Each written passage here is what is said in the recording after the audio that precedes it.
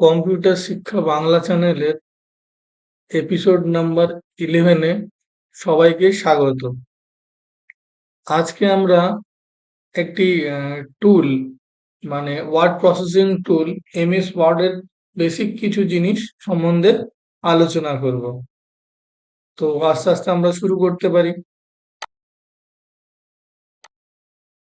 তা আজকে যে জিনিসগুলো আমরা শিখব সেগুলো হলো এমএস ওয়ার্ড কি, তার ইন্টারফেস, টেক্সট ও ফরম্যাটিং, কিভাবে সেভ করব, ওপেন করব, প্রিন্ট করব ফাইলগুলোকে সেই সম্বন্ধে জানবো।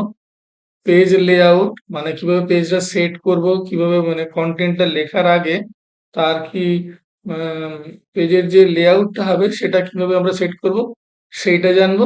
আর গুরুত্বপূর্ণ কিছু টুলস যেগুলো আমাদের ওটা ইউজ করতে মানে বেটার বা ভালো ডকুমেন্ট লেখার জন্য যেটা আমাদের সাহায্য করবে সেরকম কিছু টুলস জানবো।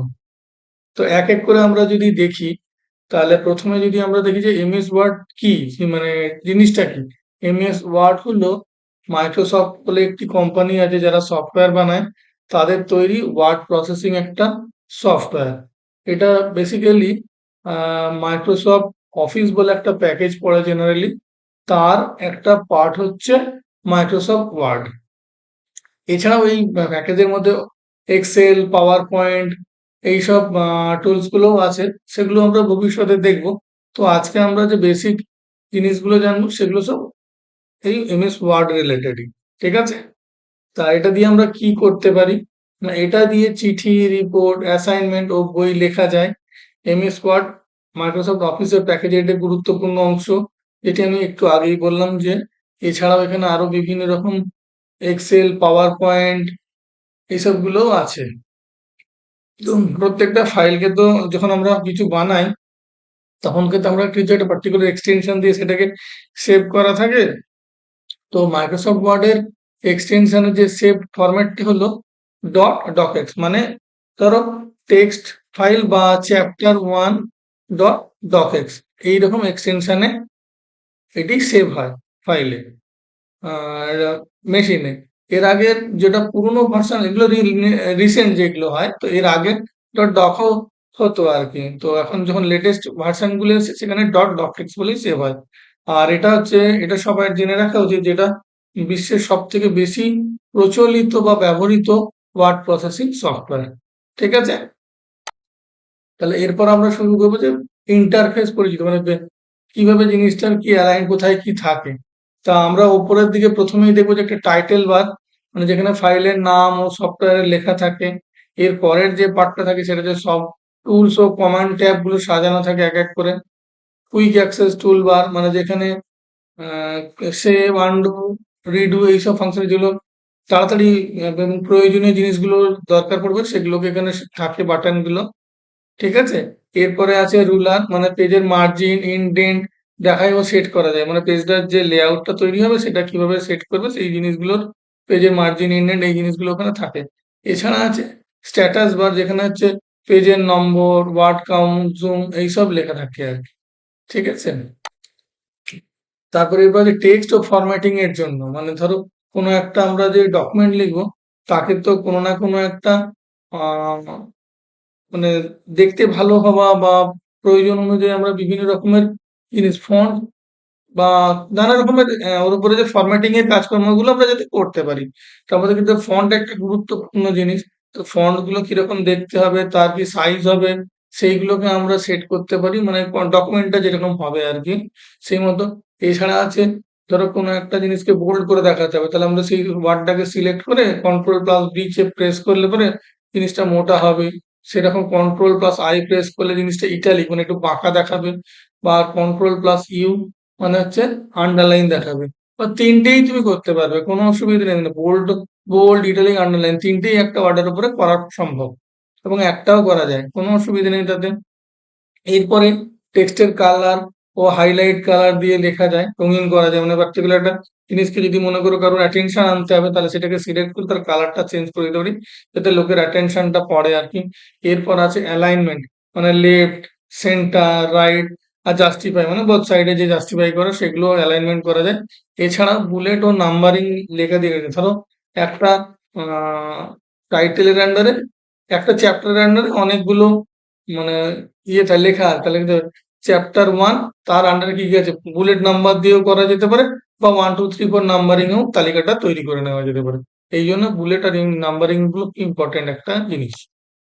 এরপর আসবো যে ফাইলটা তো লেখা হয়ে গেল, ঠিক আছে, এবার এটাকে তো আমাকে কোথাও না কোথাও সেভ করতে হবে, এরকম এই রিলেটেড যে জিনিসগুলো সেগুলোকে উপরে যে অপারেশন হয় সেগুলো হয়। কি করবে না, কন্ট্রোল S প্রেস করলে সেটাকে সেভ করা যায়। আবার ধরো কোনো একটা দিন আবার একটা কপি করলে আবার ধরো আর একটা নতুন কপি লাগবে একটা, তাহলে কন্ট্রোল Shift S বা সেভ অ্যাজ করে নতুন না মানে দুটো ফাইল হয়ে গেল, বা পুরনো কোনো ফাইলকে খুলে আমরা সেভ অ্যাজ করে নতুন ফাইলের নামেও করতে পারি। আর সেরকম হচ্ছে কন্ট্রোল+O প্রেস করে আমরা যদি মনে করো পুরনো একটা ডকুমেন্ট আছে সেগুলোকে খুলতে পারি, আবার কন্ট্রোল+N প্রেস করলে নতুন ডকুমেন্ট একটা তৈরি হয়ে যাবে যেখানে আমরা নতুন করে লিখতে পারবো। এই তো হয়ে গেল লেখালেখির কাজ। এরপর এটা আমরা প্রিন্টারে প্রিন্টও করতে পারি। তো কি করতে হবে না, কন্ট্রোল+P প্রিন্ট অপশন তো আছে, এছাড়া কন্ট্রোল+P প্রেস করলে প্রিন্ট করে দেওয়া যায় সেই ডকুমেন্টটাকে, ঠিক আছে। তারপর আর হ্যাঁ আরেকটা জিনিস বলছি, শুধু যে ডকেক্স বলেই যে সেভ হবে তা না, আমরা পিডিএফ হিসেবেও এগুলোকে সেভ করে নিতে পারি, যে কন্ট্রোল+Save As ড্রপ ডাউন থেকে চুজ করে নেবে যে কি টাইপের সেভ করতে চাইছো, তাহলে নিয়ে নেবে ও আর কি, ঠিক আছে। এছাড়া হচ্ছে অটো সেভ চালু থাকলে স্বয়ংক্রিয় সেভ হয়ে যাবে, মানে ধরো আমি বারবার বাটন প্রেস করবো না, অটো সেভ করে থাকছে, যত লিখতে থাকবো আস্তে আস্তে ওটা সেভ হতে থাকবে, ঠিক আছে। এরপরে যে পেজ লেআউট হচ্ছে পেজটাকে কিভাবে সাজাবো তার পদ্ধতি, ঠিক আছে। এর মধ্যে পড়ে পেজ ওরিয়েন্টেশন, মানে আমরা লেখাটাকে সোজা মানে খাড়া করে লিখবো মানে পোর্ট্রেট, না আড়াআড়ি লিখবো সেটা হচ্ছে ল্যান্ডস্কেপ। এরপর হচ্ছে কি টাইপের পেপার আমরা ইউজ করবো, যেমন A4 সাইজ, লেটার সাইজ, এরকম বিভিন্ন সাইজের হয় সেগুলো আমরা চুজ করতে পারি। এরপরে আছে মার্জিন, মানে পেজের চারিদিকে কতটা আমরা ফাঁকা দেব সেইটাকে সেট করা যায়।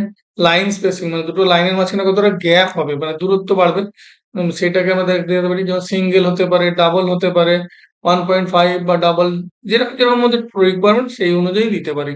হেডার ও ফুটার এটা খুব ইম্পর্টেন্ট জিনিস, এটা যখন আমরা ডকুমেন্টটা বানাবো তখন হেডার ফুটার যদি দিয়ে রাখি, ধরো 10টা পেজ হবে, প্রত্যেকবার আমি উপরে আর হেডার আর ফুটারে যদি কিছু ফিক্সড জিনিস থাকে সেগুলোকে তো আমরা বারবার লিখতে পারবো, তাই জন্য আমরা যদি সেট করে দিই হেডার ফুটার, তাহলে কি আমরা মাঝখানের বডিটা লিখে যাবো, হেডার পর্যন্ত ফিক্সড পড়তে যাবে। এটা খুব হেল্পফুল একটা ফিচার ওয়ার্ডের, ঠিক আছে। তাহলে আমরা জানলাম যে পেজ লেআউট কিভাবে কি করে। এরপরে যেগুলো হচ্ছে ইম্পর্টেন্ট টুলস বা গুরুত্বপূর্ণ টুলস, ঠিক আছে, যদি মনে করো আমাদের কোনো একটা বানান ভুল টুল হতে পারে, সেগুলো যদি আমাদের ডাউট থাকে তাহলে আমরা চেক করার জন্য F7 মেরে বানান ভুল স্বয়ংক্রিয়ভাবে ঠিক ধরা যায়।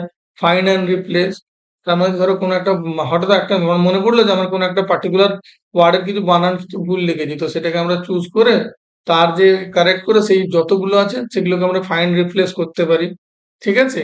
এরপরে ওয়ার্ড কাউন্ট, মানে কতগুলো ওয়ার্ড, যদি কোনো লিমিটেড জায়গা থাকে যে এর বেশি লেখা যাবে না, সেক্ষেত্রে আমরা ওয়ার্ড কাউন্ট করে দেখতে পারি যে আমাদের ওই রেঞ্জের মধ্যে আছে কিনা।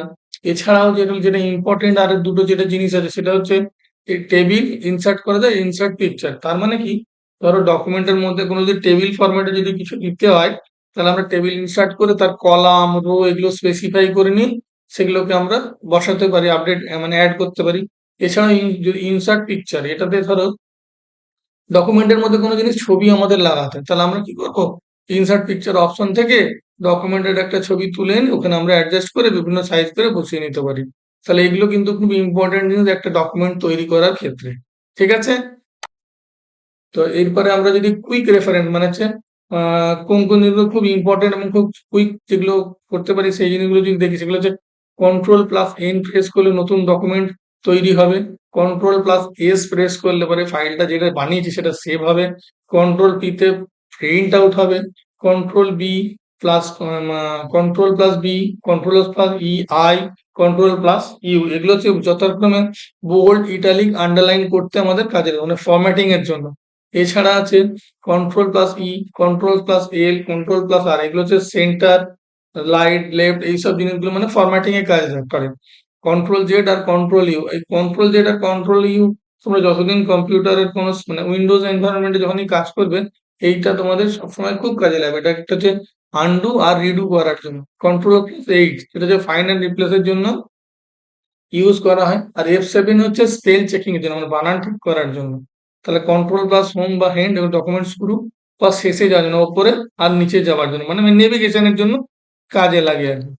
ঠিক আছে, তাহলে আজকে আমরা যা যা যা শিখলাম সেটা হচ্ছে এমএস ওয়ার্ডটা কি। ওয়ার্ড একটি মাইক্রোসফটের ওয়ার্ড প্রসেসিং সফটওয়্যার। ইন্টারফেস যেগুলো মানে ইন্টারফেস পরিচিত রিবন টুল বার টুল রুলার ইত্যাদি। এরপর আছে text formatting, bold italic underline alignment text formatting এর মধ্যে পড়ে। Save open print page layout এবং গুরুত্বপূর্ণ টুলস যেগুলো স্পেল চেক করে ফাইন্ড রিপ্লেস করে টেবিল পিকচার এগুলো সব ইনসার্ট করতে আমাদের সাহায্য করে। ঠিক আছে, তাহলে বোঝা গেল এই চ্যাপ্টারে আমরা বেসিক আন্ডারস্ট্যান্ডিং করলাম যে মাইক্রোসফট ওয়ার্ডের বেসিক যেসব কাজকর্মগুলো আছে। তো ঠিক আছে, আজকে এই পর্যন্তই থাক। সবাই আশা করি তোমাদের ভিডিওটা ভালো লেগেছে। যদি ভালো লাগে তাহলে একটা লাইক করে দিও। আর যদি এখনো চ্যানেলটা সাবস্ক্রাইব না করে থাকো চ্যানেলটা সাবস্ক্রাইব করে নিও।